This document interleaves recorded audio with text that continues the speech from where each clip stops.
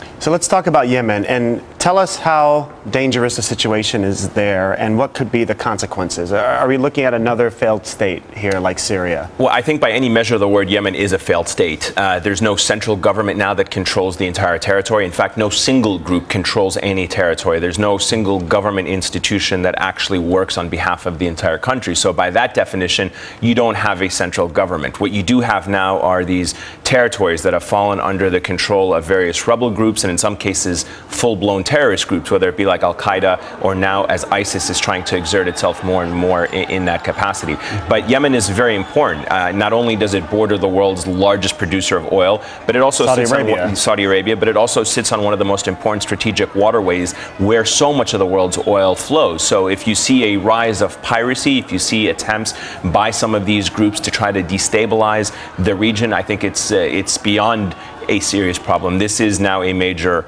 global problem. It has been for some time. The U.S. is certainly concerned about it because it has been such a hub for international terrorism.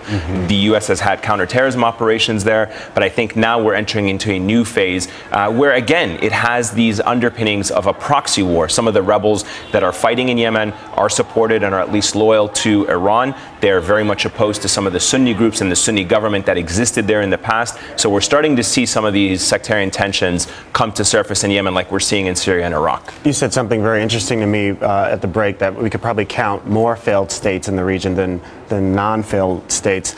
Talk to me about, quickly, the U.S. role in the region and in Yemen. Well, the U.S. has I would say, like two immediate problems. One is preventing states from constantly falling into failed status, if you will, and two, trying to prevent the outbreak of violence.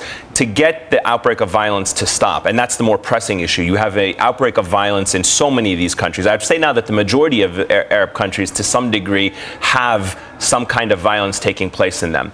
To get that violence, the U.S. needs partners on the ground. I'm not talking about like boots or military. You need strong central governments. You need governments who are committed to some kinds of reform to create a little bit of political plurality. We're not seeing that happen. And at the same time, obviously, the bigger issue is the regional threat, that these if you will, pan-regional or transnational groups like ISIS, Al-Qaeda, others are now becoming more of a problem. And that also requires a willingness. And I just don't see that in the near future in some of these countries. There's a political desire, but it's not translating into anything on the ground.